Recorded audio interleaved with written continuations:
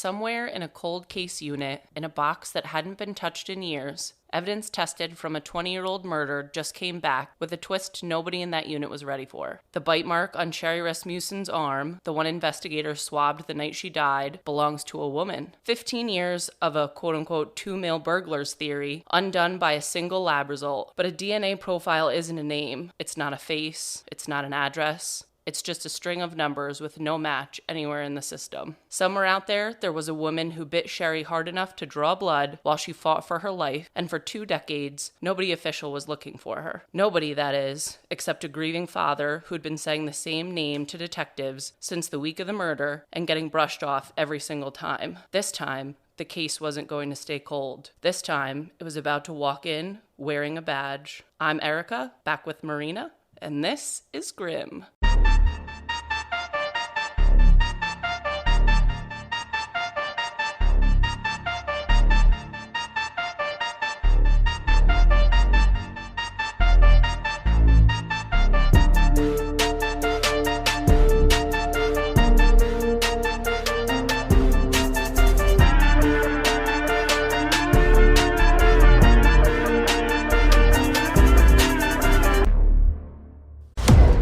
Hulu original series, Furious, now streaming on Hulu and Hulu on Disney+. There are 3 victims we know of. The suspect is female, white, late 20s. Female serial killers Kill for power, control. I believe there's a deeper motivation here. You have no idea who you're dealing with, and you are gonna end up dead. I've been waiting for you. Watch the Hulu original series, Furious, now streaming on Hulu and Hulu on Disney+. For bundle subscribers. Terms apply. Ooh, I love that. Walking in with a badge. Mm-hmm. That was I pictured it in plot the doorway. Twist. Mm-hmm. I'm like sneaking a little bit of the plot twist in, but we'll get more into it later. Okay. Even your intro, I asked before we started recording if Erica was going to do a recap because my brain's from the toilet store. But as you were going through the intro, I was like, oh, that's right. I remember. Yes, I remember things. Yes. Yeah. So I'm excited this is going to be like the juicy episode. So I felt like part 1 was like, here's some character development, and part 2 will have some character development too, but very much the juicy deets. Whoop, whoop. So where we left off in episode 1, 20-something years later, someone had finally run that DNA evidence that was collected the evening Sherri Rasmussen was brutally murdered in her Van Nuys condo. Yes. And plot twist, it was female, right? So we talked about they were like, oh, maybe it was a Bonnie and Clyde. But, you're really forcing the narrative at that point. And when she met her beau, there was a woman in the periphery. Oh, yeah. Yeah. Crazy Ex. So we'll talk a little bit about Crazy Ex. We'll talk a lot of it about Crazy Ex. A lot of it? A dirty bit? A lot of it. So all of this, again, finally debunks the 2 male burglars theory that had long kept this case on the back burner. So at this point, detectives are now forced to actually take this case seriously. And so they begin to go back and start tracking down and subsequently trying to eliminate the women connected to the case. Okay. And so we'll talk about a couple of the ones on that list. But number 5 was that ex that I kept mentioning back in episode 1, the one who couldn't really let go of John. And that's a woman by the name of Stephanie Lazarus. Oh, okay. So when detectives first ranked these 5 women by how likely each one seemed, Stephanie landed dead last. That's why they kind of refer to her as the number 5. Oh, interesting. Yeah. Yep. And the reason was almost laughably simple. In John's head, he told himself, and in the interview, his relationship with Stephanie was so long over by the time he married Sherri that on paper she looked like the least promising suspect of the bunch. Okay. He didn't know yet that she was crazy. I think he knew, and we'll talk about it a little bit later, but I think he was very in guy mode, it's not that serious. I think you're being dramatic about it. All right. Clearly, she was perhaps not. I think he was maybe under emphasizing the situation. Remember her name was barely a footnote on these interview notes, so really nobody took it seriously. But again, it would suffice to say it probably deserved some more limelight than it did, both back then and certainly now. Right. But also going back to part 1, Nels Rasmussen did not ever buy this burglar theory. Yep. And he had been pushing, right, all of these alternate theories. There was one about, a nurse that had been passed up for a promotion that he said maybe take a look into this. But he was really, really pushing the Stephanie theory, the crazy ex theory. I think it's funny that Nels thinks it's her, but John doesn't. Correct. And we'll talk about it a little bit later, but there were things Sherri had shared with her father that she perhaps was downplaying to John, maybe just to be like, I don't want you to think I'm crazy. Right, but like, right. Especially a couple months before our wedding, like, I'm not going to be dramatic about this. She probably should have been, but it does sound like through some of the interviews and the conversations that there were things that she told Nels that she definitely either did not tell John or downplayed to John in terms of these interactions with Stephanie. Okay. And so Nels was like, you really should be looking into this. The cops were like, you watch too many cop shows, chill out. Yeah. So like this was very much a father's intuition to have her investigated, and then ultimately she is investigated. But let's talk about a little bit about Stephanie. Stephanie Lazarus grew up in Simi Valley, California, and she also attended UCLA, which is where she played basketball and studied political science and sociology. That is also where she met John when the two ended up living down the hall from each other in Dykstra Hall.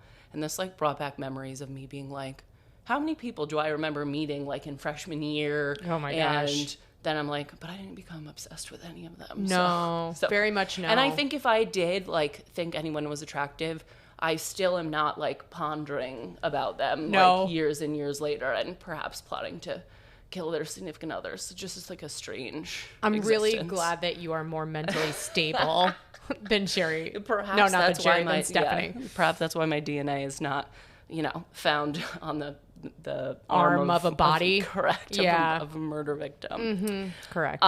So again, they met in Dykstra Hall and they started an on again, off again, quote unquote relationship. And I'm being very intentional about those quotes because it clearly meant something different to John than it did to Stephanie. Okay. So to John, by most accounts, this was very casual, more physical than emotional. I feel like that is often the case with college relationships and men, or even just like young adult even relationships just men. and men. Yeah, men, period. Men.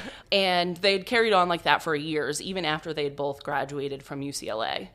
For example, John took Stephanie as his date to one of his work Christmas parties before he had met Sherri. I actually think it was like the year before he had met Sherri. Wow. So if I give Stephanie any credit here, she was definitely getting some mixed signals from John. Yeah. And men love to keep their options open, I guess. So, But for Stephanie, on the other hand, John was the love of her life. Oh boy. So she had thrown him a surprise birthday party, and it was at that party that John had mentioned things were getting serious with a nurse he'd just met named Sherri, and he told her that he thought that she might be the one. Ooh. And she thought at that time that they were basically still dating? Correct. Oh, okay. And so... I feel a little bad for Stephanie here. Yeah. I mean... They don't murder for it, correct. But, like, I mean... These are things that happen in relationships, but I pray they seldom end up in jealous murder. Right. Now, like, I think a normal person hears that their former or even... if you think current significant other hears that, like, and you take it as a sign to move on. Right? Like, this is the end of your mixed signal, Stephanie. Right. Like, this is a very clear signal. Yes. John hadn't really ever spoken to Stephanie about other women like this, so it's not like she could convince herself, oh, but he always comes back. Or, right. Oh, like, right. This was very different than his typical past. Well, and you had said in episode 1, too, that he was very much like a just... From relationships, relation. I think I said relationship, and that's maybe that's how Stephanie felt. That's probably the vibes. That was a relationship for sure. So this was a clear indicator that this was the end of whatever John and Stephanie's undefined interactions, emotionally and physically, were. Yep. Not for Stephanie. So by most accounts, she became more entangled in the couple's lives, not less. And John was not exactly setting firm boundaries for them either.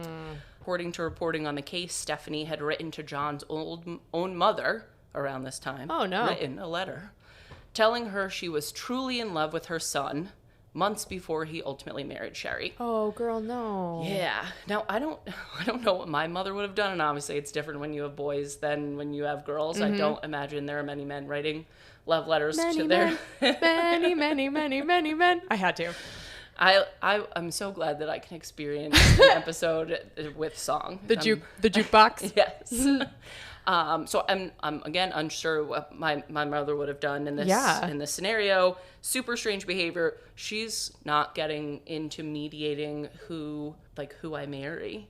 Right. And John's mother certainly was not getting into it either. So there isn't even really proof that she even acknowledged or responded to this. Stephanie also had a 600 plus page diary, That's vast majority of which was dedicated to John and then eventually John and Sherri.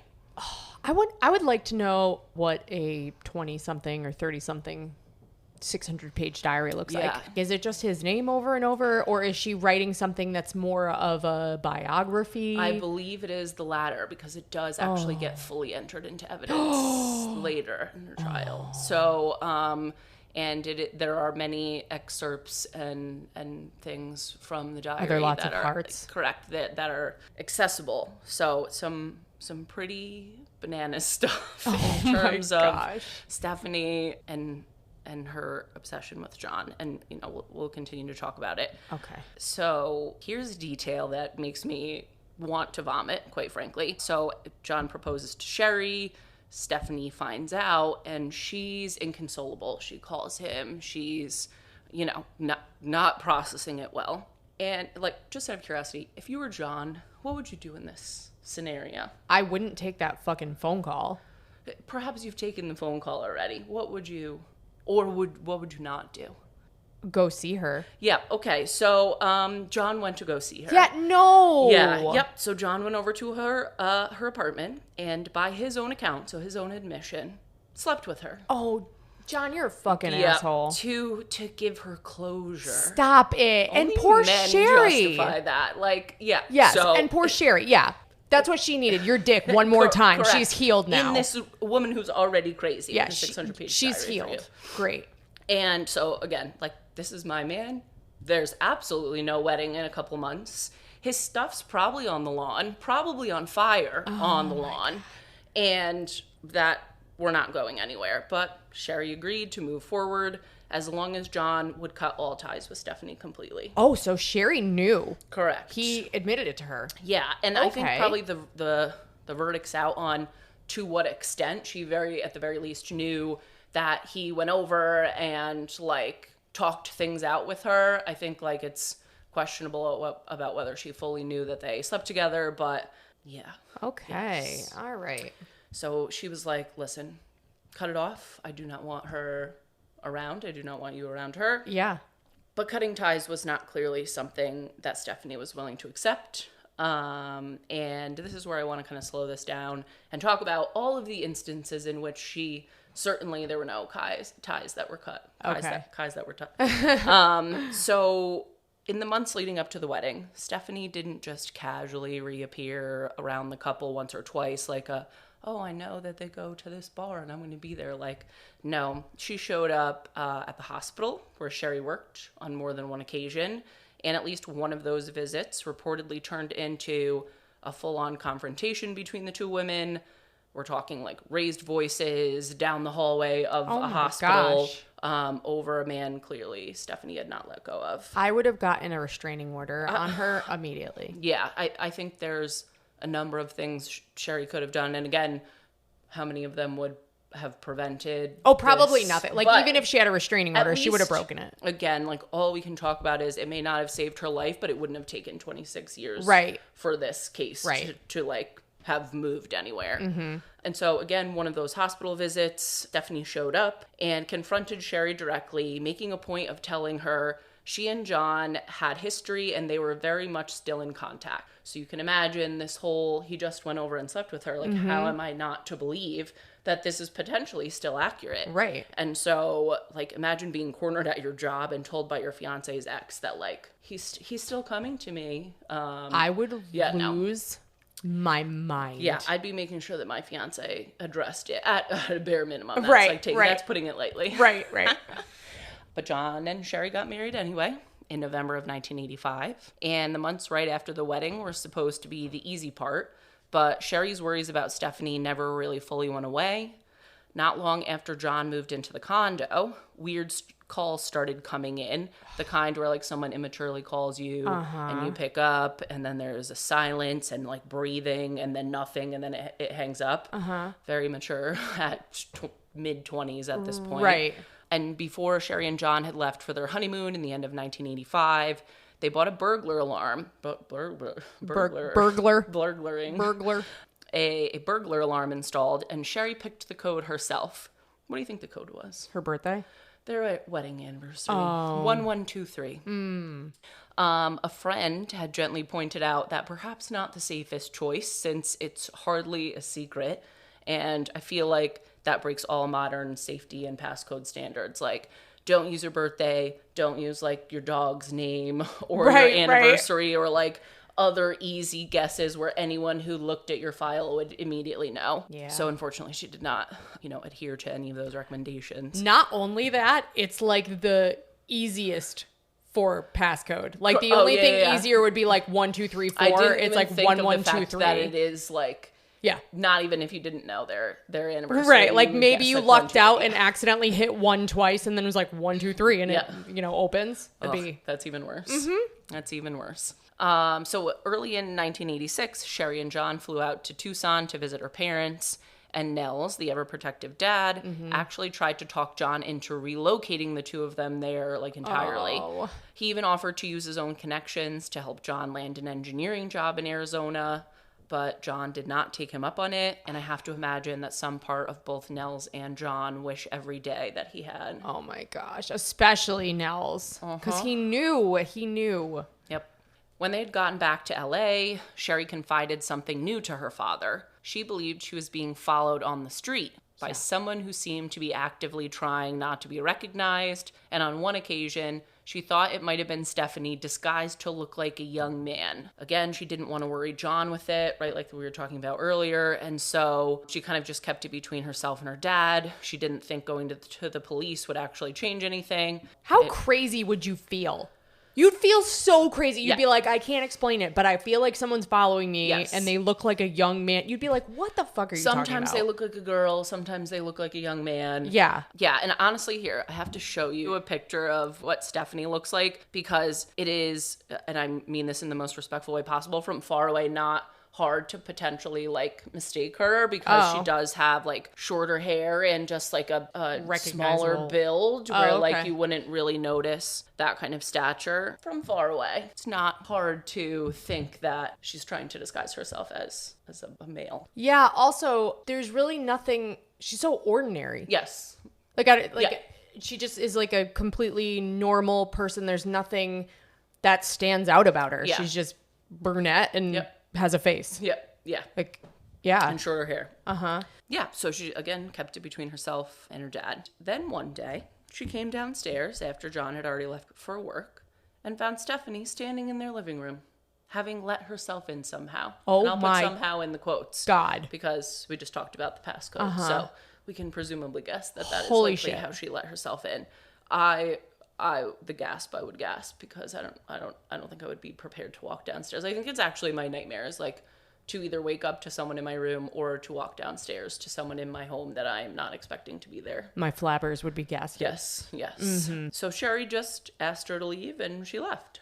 No, the amount of restraining orders I would have on this individual. Incredibly unsettling, incredibly bold that, one, Stephanie knew John's schedule and that knew he would not be home, and knew that she could let herself in the house and basically get a jump on Sherri. Right. So, it's like, look what I can do. Foreshadowing, unfortunately. Again, that says a lot about how far this had gone by early 1986, and that event was not even a month before the murder. So crazy. So I guess there were some things that she had confided in John about, but the whole thing to him was pretty laid back. Like, oh, just ignore her. She'll get over it eventually.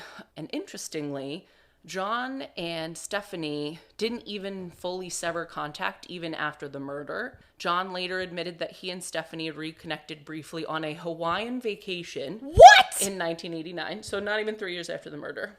Shut the fuck up. That he saw her occasionally and slept with her occasionally over the following couple of years. Okay, the one thing I'll say is he didn't know that she murdered her Correct. at this point, but what the fuck? Imagine the weight of finding all of that out later. Like, yeah. Wow. Yes, very unsettling. Wow, John has made some poor choices. John, we'll talk about his reaction after the trial, but like Poor decisions were I think he made. carries this very, very heavily, which I got to give him credit for at least that. But Yeah. yeah.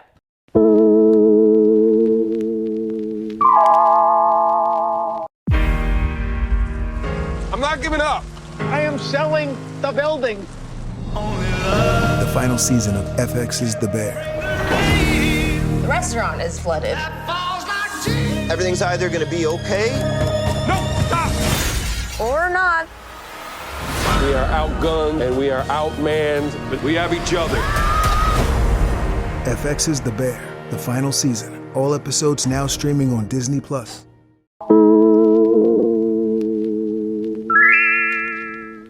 Outside of this fixation on John, though, Stephanie was, by every outward measure, the kind of person people admired. She was referred to as being ambitious, athletic, disciplined. I feel like disciplined perhaps does not coincide with what we've heard to this point. But after UCLA... She's disciplined on stalking. Yeah, she's very dedicated, focused. certainly dedicated. Yep. No one's questioning that. No. After UCLA, she worked at a law firm briefly and then began her official career in 1983. What was that career, you might ask? The LAPD.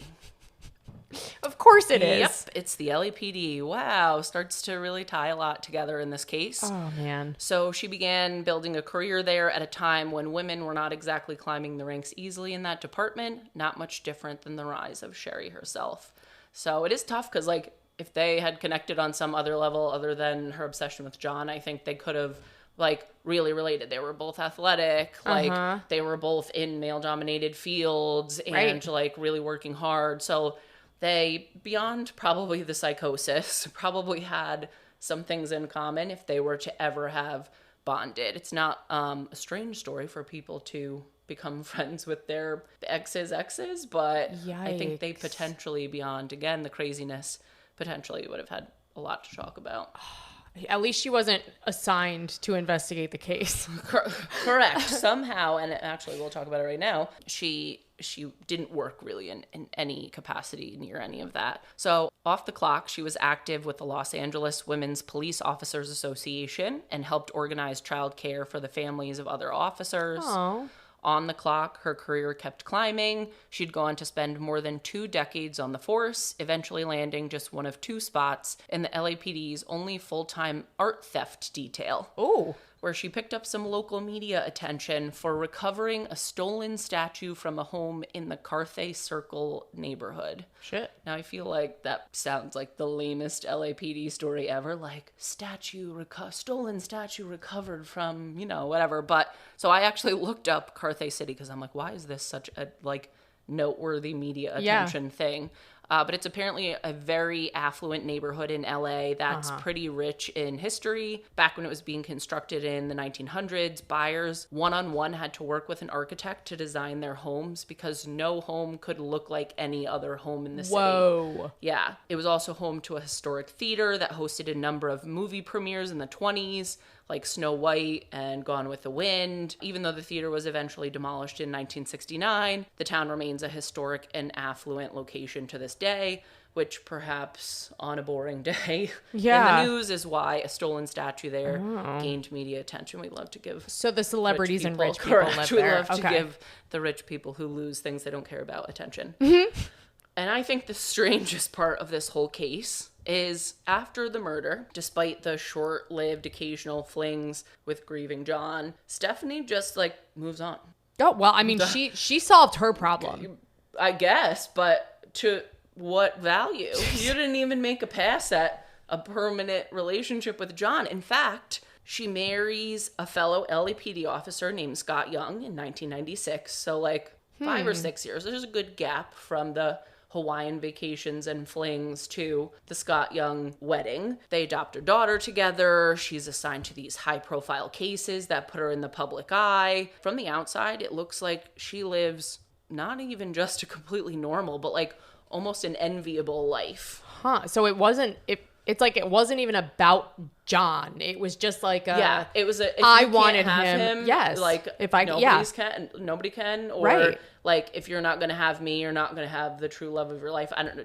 Definitely some interesting stuff, but well, it could lend credence to the fact that she's an absolute psychopath. Yes. But it could also potentially lend to the idea that maybe she went there to confront her and things escalated and she did something she didn't mean to do per se, and then she did carry that. Yeah. And John would be a reminder of that every day. Like I that, think that's to me, certainly very possible. Yeah. Yes. Yeah. So now that we've had a deep dive on Stephanie, let's go back to where we were at the end of episode 1 / the beginning of this episode. It's 2008. A Van Nuys homicide detective named Jim Nuttall came into work one morning and found the entire Rasmussen murder file sitting in a box on the floor near his desk. He and his partner, Pete Barba, which I feel like Barba is the district attorney in some SVU. It sounds very familiar. I think that's like the district attorney. So when I was reading this, I all I can see was like him in my head. So him and his partner go through it completely from scratch. And pretty quickly, neither of them bought into the burglar theory. So one detail that stood out immediately to them that kind of disproved the theory is that there was a thumb-shaped bloodstain left on top of that stacked stereo equipment by the front door. That was like they were trying to steal it, and when they shot her, they just left it. Right. But no fingerprint ridges meant whoever left it was wearing gloves. Yep. And the blood itself was Sherri's. So that meant the staging of the burglary happened after the murder, and her blood had transferred, and not during the murder where they were like, they killed her and they're moving some stuff. Right. And so it was definitely like someone who knew exactly what they were doing to try to cover this up. Yep. So Nuttall went back and re-interviewed everyone he could, including John, who claims he told the same thing that he had told detectives back in 1986, that his ex-girlfriend, an LAPD officer, might have wanted to hurt Sherri. So mixed thoughts on that because she was only a footnote back then. Again, she was on the force at that time. So could it have been an oversight? Could John have felt like back then he said it, and now he's carrying the weight of, oh, this was a woman, it must be Stephanie. Right. Like, he claims a little bit more firmly now that they're talking to him again, like, oh yeah, didn't I tell you guys about Stephanie? Oh my gosh. Yeah. Maybe she said something weird or did something weird when they were on their little vacation or something. It's very possible. I didn't even think of that. Yeah. And obviously, like, when they interview Nels, he's like, I've been saying this for 20 years. Yeah. I'm glad someone is taking this seriously. He's but like, welcome to the case. Correct. Yeah. I'm not saying, please go, like, investigate this, right? So from there, that's when Nuttall and Barba put together that working list of the 5 women and started to eliminate them one at a time. So one of the 2 women that they weren't immediately able to eliminate was, again, that nurse that I had mentioned who had been passed over for a promotion, and she was a little bit upset or distraught. Again, I think that's a tough thing given the relationship and the respect that we know Sherri had in the hospitals, to think that someone like that would leap to murder. It's not like she was fired. It's not like whatever. Like, right. So she was eliminated using a collected DNA sample, and so that left only Stephanie. And this becomes incredibly difficult on Nuttall and Barba because she's still an active and highly respected LAPD detective. And her husband, who is also a detective, is in the force. So they have to keep this entire operation a very closely guarded secret. Yeah. I mean, I hate to say it, but cops commit crimes too. Yeah. Yes, unfortunately. To get a comparison sample without tipping Stephanie off, detectives reportedly trailed her and collected her DNA off a drink cup and straw she'd thrown away outside of Costco in May of 2009. Love it. Costco and insurance companies doing their part to solve all the crimes. So that sample was compared against the bite mark profile, and what do you know? It matched. Yeah, that's pretty good evidence. Yeah. You can't really get around that. Correct. And it's not like it was a casual under the finger. I mean, even under the fingernails is less casual, but like this is a bite mark. What women are biting each other on their arms. Right. I've bit 0 women in my life. Correct. Yeah. Or like at least it wasn't just DNA. She could have been like, so we were actually in a secret lesbian relationship, and you'd be like, seriously? I'm curious if in this day and time, like, would she rather have gone down? I mean, I guess now it's 2009, but back when this would have happened in the 80s, would that have been But the bite mark, I mean, it's it's time like to announce that, especially when you're on a male-dominated LAPD force. I don't Yeah. know. So, according to the reporting, Stephanie was brought in around this time under the pretense of discussing an unrelated matter. And I was watching this interview footage. It's crazy footage. And I think they actually brought her in to kind of casually converse about the art theft work that she was doing. Like originally they brought her in to talk about art. Ah, right. And then they kind of pivoted and eventually Pivot. started to like, pivot. Eventually confronted her directly. And during the questioning, she reportedly expressed disbelief that anyone would suggest she and John had ever even fought or that she could hurt Sherri. How dare you? Yeah. And if anyone is interested, there is tons of footage on YouTube and other places about this interview. It is an absolute trip. So... From one certified yapper to another, like, my girl shoulda and coulda kept her mouth shut. Like, shut the fuck up. She definitely should have. And she is a police officer. Correct. And I think maybe she just felt comfortable, but, like, she talks about the Hawaiian vacation. She talks about, like, she's blabbing. She does not really, she like redirects any questions about Sherri. She barely remembers how she even met John. You can tell based on how much she yaps about everything else. She's trying the to fact hide that it. She's correct, deflecting the other types of questions, like something is off. So she walks out of that interview and she's subsequently arrested on June 5th, 2009 at LAPD's downtown headquarters, more than 2 decades after Sherri's murder. Wow. Well, I'm happy for the resolution for Sherri. That's embarrassing to get arrested where you work. Correct. By who you work with. Correct. Yes. And I've seen a lot of wild bunk shots in my time, but Stephanie's booking photo and really just like her entire expression during the trial, if you watch any footage, gives full-on deranged energy. Like, she looks like a psychopath who would have a 600-page diary and would just show up in your living room. I'm trying to take a new passport photo, and you're not allowed to smile with teeth, and I look like a psychopath who would show up in your living room and have a 600-page diary. Yeah, I can assure you, I would still welcome you into my living room before I would welcome Stephanie Lazarus. I was going to say, I'll look it up, but my husband took my phone to take some sort of beautiful picture outside. Yes, the sunset is very nice outside. Stephanie's trial got underway in early 2012, nearly 26 years after Sherri's murder. Prosecutors, including Head Deputy District Attorney Shannon Presby, laid out a case built around what they described memorably as a bite, a bullet, a gun barrel, and a broken heart, trying to tie the physical evidence directly back to jealousy as the motive.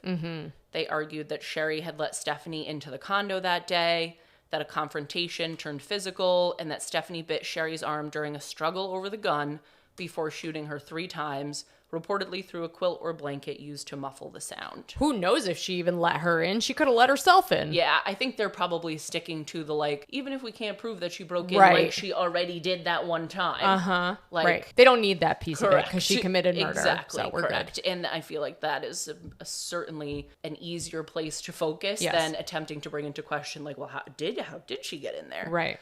Maybe she invited her over to coffee to just talk it all out, and she came at her with the gun. I'm sure that's Likely what happened. scenario. Yeah. A few pieces of evidence that mattered most at the trial, the bite mark itself and the DNA profile finally developed from it decades after it was first collected. The torn fingernails found near the front door. Again, like all of that really depressing evidence that Sherri was so close to the panic button, so close to getting out of the front door. But that's also weird Because if she had let her into the condo, that means I doubt Sherri locked herself in the condo with Stephanie. Right. It means that Stephanie locked them both in the condo if the door was locked and she was not able to get out of it. So, and by the way, we got a question where you buy a panic button. So the company that I use is Simply Safe. Happy to give another shout out.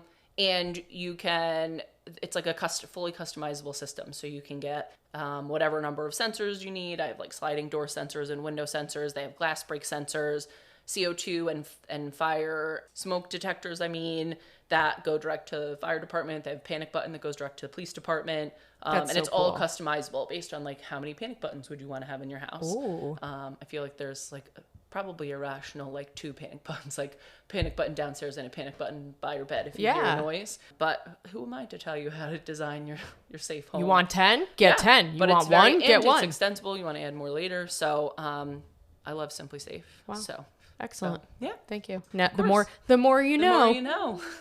Sponsor us, Simply Safe. And of course, the ballistics testimony that connected the murder weapon to a gun that Stephanie was known to have carried. Mm-hmm. That diary I mentioned that Stephanie had kept about John, all 600 pages, was collected as evidence, and it definitely painted a portrait of fixation that lined up chillingly well with the prosecution's theory. Are the dates on that? It's a good question. I wonder if it's like leading up to the murder. Is it her obsession with John from college all the way through the murder, or is it just 600 pages of I bet you she stopped like post murder of Sherri, filling out that diary. I guess. What did she have to write about? Yeah. Maybe for 3 years she did. Went to Hawaii with John. Yes. Rekindled that connection I knew we had never lost. Yeah. Rekindled the flame. Yeah. The jury deliberated for roughly 2 days, which I can't tell is long or short. It feels like short. Oh, that's pretty long. Yeah. Oh, is it long? No, it is long. Oh, yeah, okay. because like if you were getting a quick verdict, usually it's a few hours. Okay. Yeah. Okay. I mean, it's not like crazy long. Juries can deliberate for like 2 weeks, but that sounds terrible. I would love to be on a jury, but 2 weeks sounds terrible. I'm never going to get chosen ever. A lot of convincing someone of something. Like if you can't convince someone of something in a day or two, what's 10 more days going to do? I feel like it would be exhausting. Right. The only thing is it depends on the amount of evidence, because sometimes juries re-listen to evidence and stuff. I guess that's true. Yep. Yeah, that's a very long time. Yes. Agree. So again, 2 days before they returned a guilty verdict on March 8th, 2012, convicting Stephanie of first-degree murder. During sentencing, John, through tears, expressed the gut-wrenching feeling that Sherri was dead only because she had the misfortune of knowing him. Oh. So like that kills me, and I'm sure he was just thinking about like, then I also got back together, like I had done such terrible things. Like it's genuinely heartbreaking footage if you look it up. Like I truly think, like similarly to when he found her and he was devastated, like this trial must have gutted him. But I have mixed feelings of empathy for him. Like if he knew Stephanie was so obsessed and you really did love Sherri, which it's clear that he did, like it's so easy to put distance between the two of you. It's not like you guys worked together, or like maybe there was a little intimidation that she was in the LAPD, but I just don't fully comprehend why it's not like this was a secret and like that they passed like 2 ships in the night and like Stephanie was like, I'm gonna get you, and then they never interacted again. Like there's a clear pattern of increasing aggression here. Yes. And you either chose not to listen to your wife, or she felt like you weren't going to take her seriously. John knew about the time. Was John there when she was standing? No, John was not home when she was standing in the living room, but Sherri would have told him. Correct. About that time. I think it's absolute bullshit if like within a few weeks, months? Less than a month, yep. Less than a month. Who broke in and murdered Sherri? Yep. Maybe the person that has already broken into my house and been a fucking psycho. Been standing in my living room. Yeah. Again, I can't even think of how I would be grasping for straws or trying to figure something out. And I haven't watched the full footage of his interview. Like, how are we to know that he wasn't being told this was probably a break-in? Like, all Right. signs point to someone being a burglar. And maybe they just asked him a side question of, do you know someone who could have done this? And he's just, like, not really even thinking beyond Right. this burglar theory, which they were very convinced of. So it's hard, but I have to imagine, especially, it sounds like he became especially confident in it when the DNA came back and said it was a female, but that's 20 years later. So. Yeah. And I bet you that the jury deliberated so long because they wanted to, they wanted to be certain because you're talking about an LAPD police officer that you're convicting of murder. So that carries a weight that's significant, to make that decision.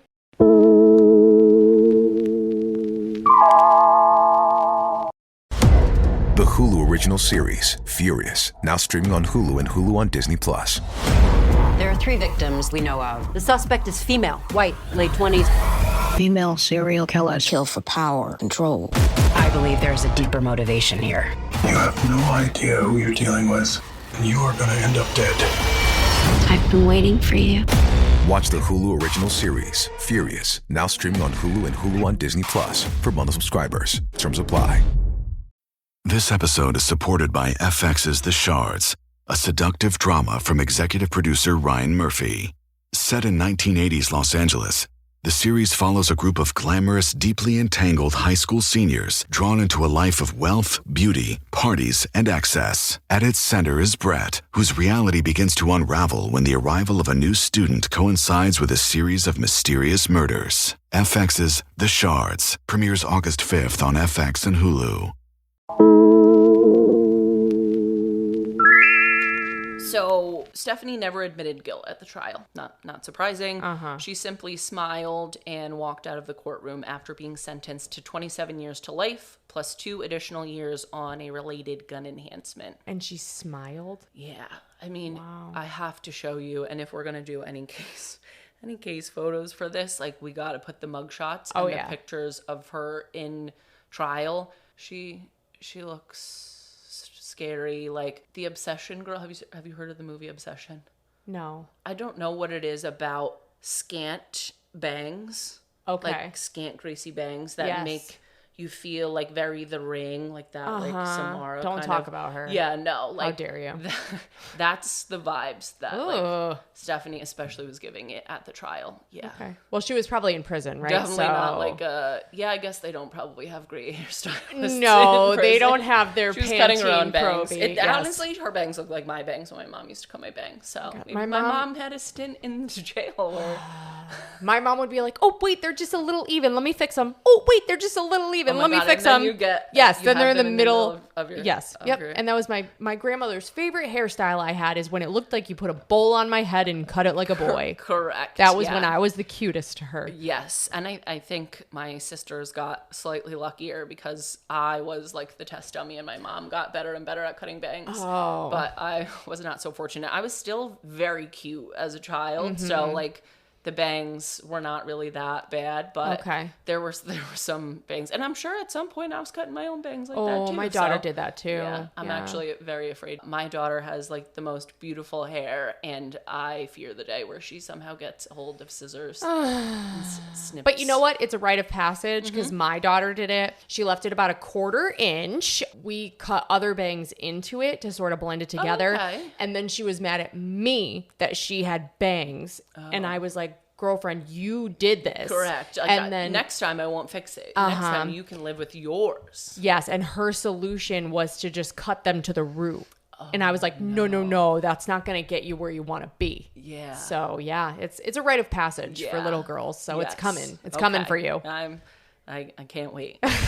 Stephanie's attorney appealed the conviction in 2013, arguing, amongst other things, that the sheer age of the evidence made it too unreliable to convict her, and that the search warrant used to obtain the evidence against her was improperly issued, and that her pre-arrest statements to detectives had been unfairly compelled. Yeah, sure. Yeah.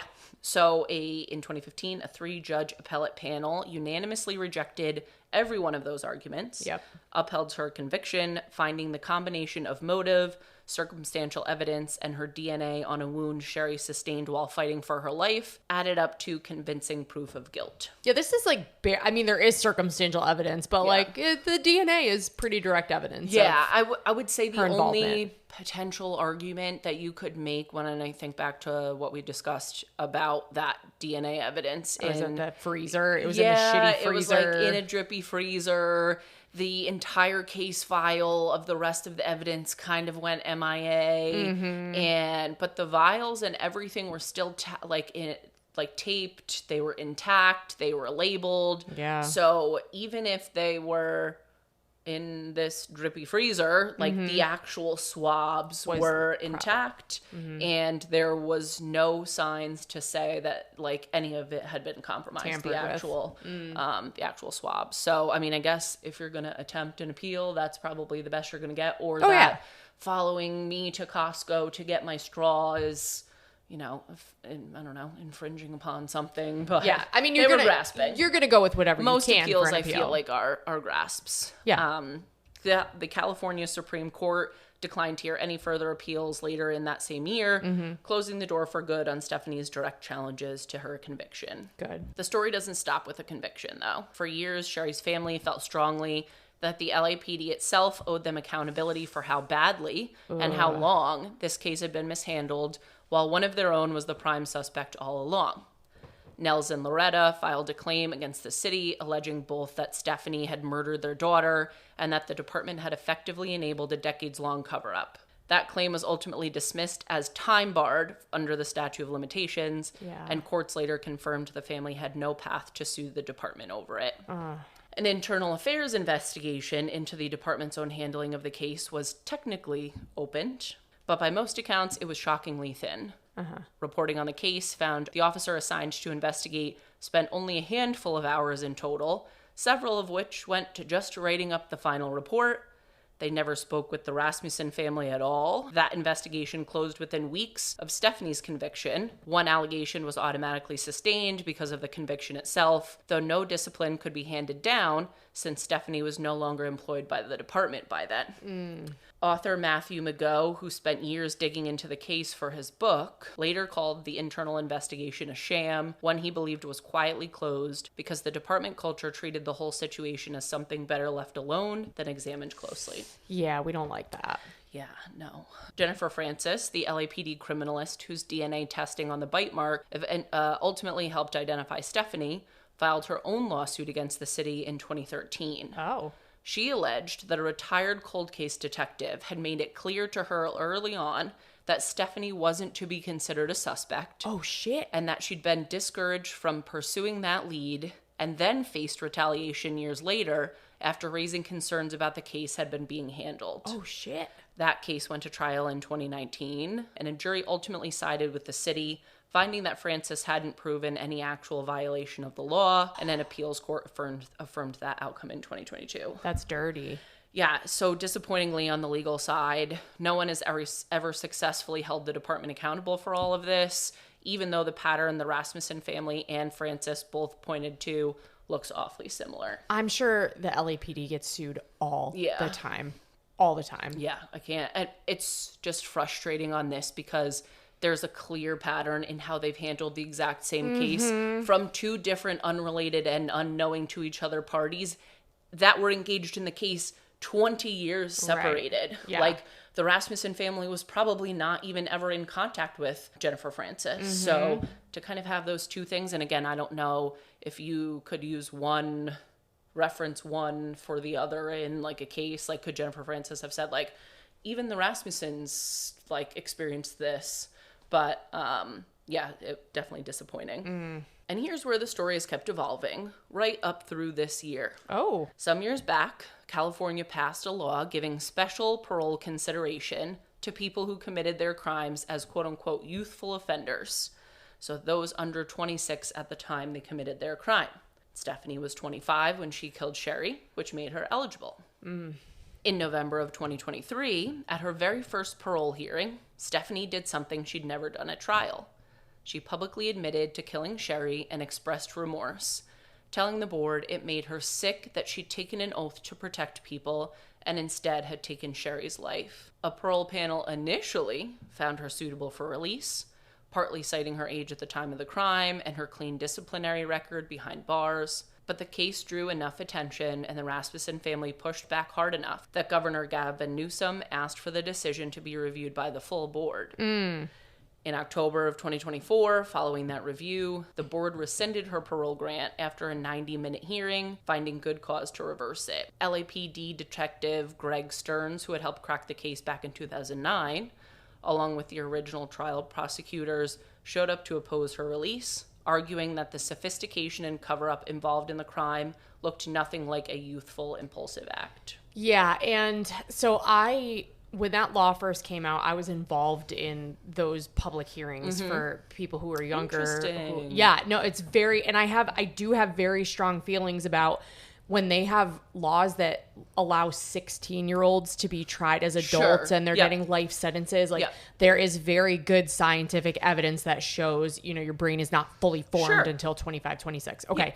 At 25, she was a police officer. If you're qualified enough to be put in these programs and these positions as a police officer, then you're not. You have to know right from wrong. Correct. You know what I'm saying? Like, it's not like she's with the wrong crowd. So a lot of times where this comes up, you have, say a 17-year-old, okay? He's hanging out with his friends. He's in the car. He's driving. They say, hey, can you drop me off at this convenience store? He's like, yeah. So he drops him off at the convenience store. They're like, we're just going to rob it real quick. And he's like, okay. So they go in. They go to rob it. Something goes wrong. The clerk gets shot and dies. The kid driving the car gets charged with felony murder and gets a life sentence at 17. And he's like, what the fuck? Yeah. I can subscribe to the theory that that person did not understand the consequences of their actions of just driving the vehicle. Correct. That's what they're capturing. Not a fucking LA police officer who goes and murders somebody in a jealous rage. Yeah. That one's like... I have to believe, too, there's some Finny wants desire. to see you. Hey, Finny. That there's some desire to be like, oh, like... I don't know if this would even take some of the bad look off the LAPD if she was paroled or had something like that. But, like, I can't imagine could that possibly have weighed into this, why she was considered, like, pretty aggressively. Like, nothing about this trial says innocent. She never said... She never announced that she was sorry up until, this Well, she had board. to. Correct. So the parole board's not going to let her go unless she admits that she did it and acknowledges remorse. But the other thing is not only, in my opinion, does she not really qualify for, youthful offender status the way I think of it. Bitch, you murdered and then we're out for 20 years just living your life, living your best life. Your life as still a figure of the law that you chose not to even abide by, let alone upheld. Yeah, so that's, wow. Anyways, crazy. In February of 2025, Stephanie had another hearing. She again expressed what she described as remorse, but the board was not buying it this time either. Commissioner Kevin Chappell pointed to inconsistencies between her account of a prolonged physical fight with Sherri and the physical evidence, including how little of Stephanie's own DNA was actually found at the scene, telling her plainly that she alone had been the one engaging in that extreme act of violence. Parole was denied a second time. Good. Barring a successful petition based on changed circumstances, Stephanie isn't eligible for another parole hearing until 2028. Sherri's father, Nels, passed away in 2020, but before he died, he recorded a video statement to be played at any future parole hearing, describing the damage done to his daughter's face and the family that she'd left behind. It's been played at more than one of these hearings since. John Rutten, for his part, has continued showing up to oppose her release every time, describing what happened to Sherri as anything but a typical case for rehabilitation, and pointing out that Stephanie had exercised every right available to her for decades without ever once doing the right thing. Yeah. Sherri's sister, Teresa Lane, has made similar points at these hearings, noting it took Stephanie the better part of 4 decades to even admit her guilt, and only did it once parole was on the table. Yep. And that's where things stand. 23 years for the truth to finally come out, and a family that's still to this day showing up to make sure Stephanie Lazarus stays exactly where she is. Wow. How old is Stephanie now? Oh, that's a good question. So she was, what, in her 20s? 25 in 86. Oh, so Lord. 61. Okay. I'm not sure she's ever 60? getting out. I'm not sure they're going to ever let her out. Yeah, I have to imagine at this point it's unlikely given that her paroles have gone this way. And it seems because like everyone is young enough to continue to show up and again, advocate. she got to live the prime of her life. Correct. Even after murdering someone. Correct. So, Yes. She got to get married. She got to adopt a daughter. She got to... Yeah, like it's one thing if she had served in prison from like 25 to 45 and had been a model inmate and like, you know, all this other stuff. But you just, you covered it up and just lived your life and you got what you wanted. So. Or even just any kind of remorse and acknowledgement of your actions and the damage it caused at trial. Mm-hmm. Like nothing, and you're smiling. Right. Like walking out of the courtroom. That's gross. Yeah. behavior. Well, I'm sure she had lawyers who told her not to admit to anything because then your appeal is shot. So. Sure. Yep. I guess that's true. So, but yeah, she only admitted it because she had to for parole. So, you know. Yep. Yeah, she's a piece of shit. So. Yeah. And I guess now I can finally give a shout out to that book. Your sources. That's right. Oh my God. The book was called Betrayed by the Badge, the Stephanie Lazarus story and the murder of Sherri Rasmussen. I can't tell everybody her name or they're going to be so inclined to look it all up. That is very... By Alexander Foster. So specific. Yes. Yes, I probably could have shortened it, like, this book, Betrayed by the Badge by Alexander Foster, but then I'm like... But then, well, and if you said Betrayed by the Badge, I would have thought, like, LAPD, you said they wouldn't have done it, but that's fine. Mm-hmm. That's fine. You give it the shout out anyways. Yes. Yep. Very well done. That was wild. That's a wild story. Yeah, it was a good one. When cops kill. Yeah. Dun, dun, dun. And just such I feel like we've had a number, like you guys have had a number of them on the show, but like terrible investigatory work by police. I know. The only good thing that was done was swabbing that arm. If that arm was not swabbed that night, this would still be chalked up to two burglars. I'm sorry, to what? Burglars. Is that like Laura's rural juror? Yes. Burglars.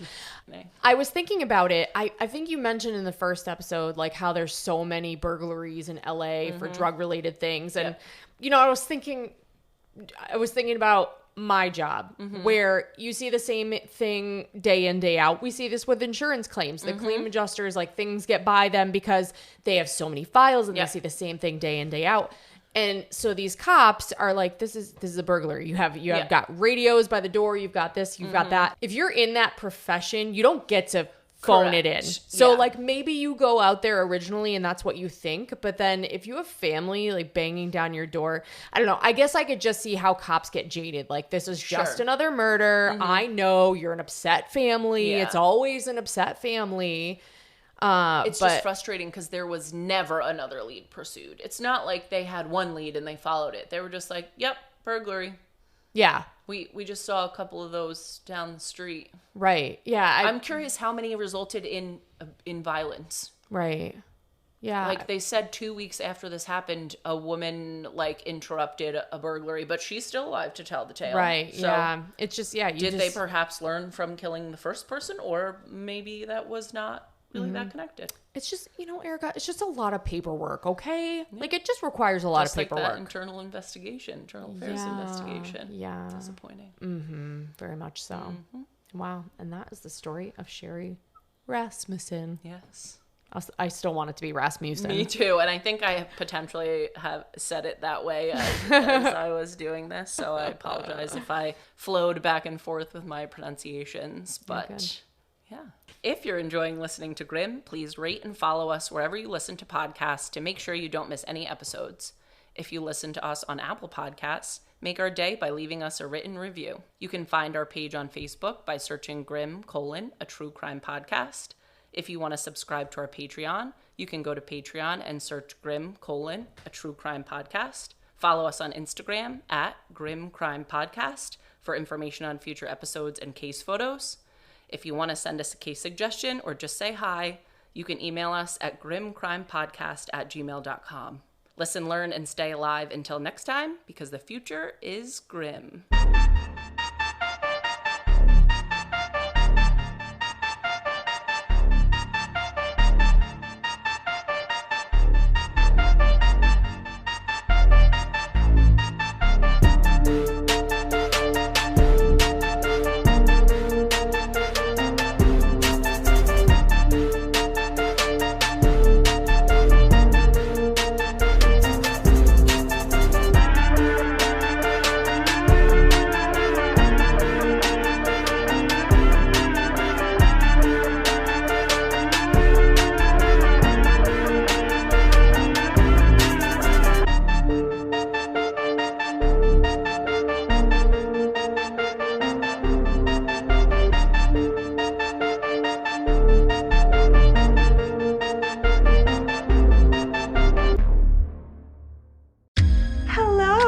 Look what TJ Maxx dragged in.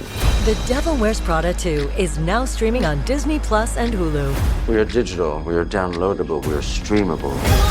The fashion event of the year is certified fresh. Pull yourself together, we have work to do. Critics say it's smart and witty and the perfect sequel. That's all. Get runway ready for The Devil Wears Prada 2 on Disney Plus and Hulu. Rated PG-13.